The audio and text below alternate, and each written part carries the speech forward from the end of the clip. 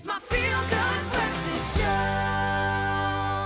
Welcome back to the start of a brand new week. This is your Feel Good Breakfast Show. Now, last week, surgeons at the Ngwelezana Hospital successfully removed a mass of 227 metal objects from a patient's stomach. That is just mind-blowing. Now, this mind-boggling content included kitchen forks, chain links, a screwdriver, coins, numerous pieces of wire, and various nuts and bolts and screws.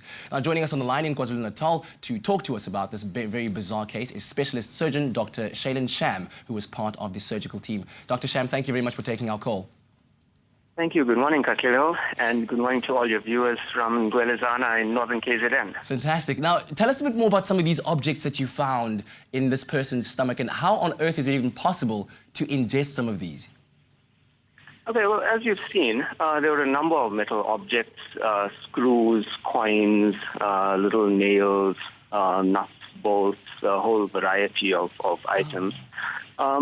People ingest a number of different types of things.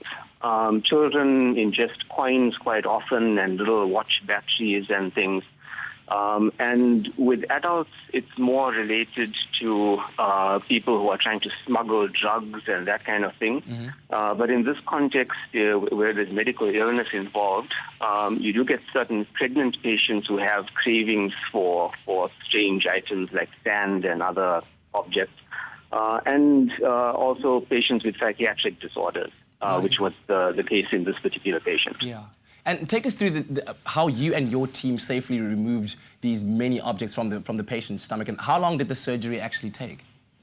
Okay, well, the surgery took about an hour and a half to 2 hours in total. The patient presented in a bit of an acute condition. He was vomiting blood. And our concern, once we had done the X-rays and we realized that this was the problem, there were a number of metal objects there. The concern was that possibly one of them had damaged a vessel or possibly perforated through the patient's stomach or intestine, and this made it an emergency procedure. So he was taken to the operating theater, put under an anesthetic. And then we firstly entered his abdomen, and then we knew that the location of the objects was predominantly in his stomach. Yes. So we then went into his stomach and opened his stomach from the inside, and then removed all of those objects. Oh, my goodness, that's incredible. It was a little bit time-consuming because some of them we knew were sharp, and we didn't want to cause further damage to the patient. Neither did we want to put the surgical team at risk for injuring themselves. I've got to ask, have you in your career ever come across something so unusual? Well, this is actually the third case that I've seen. In the last 10 years, we've had another 2 patients under similar conditions. Wow. Both of the other 2 were also psychiatric patients. It's quite possible that this is happening quite often. Psychiatric disease is an underdiagnosed problem in our communities, particularly the rural communities. It's not given the same prominence as many of the other medical conditions.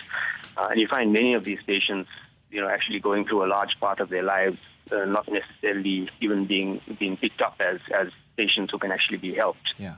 Well, we do. Yeah, we do wish the patient the best in their recovery, and congratulations to you and your team for performing this miraculous surgery. Thanks very much. Fantastic stuff. Wow, really bizarre news, and I think really worthy of the hashtag medical miracle on this Monday morning.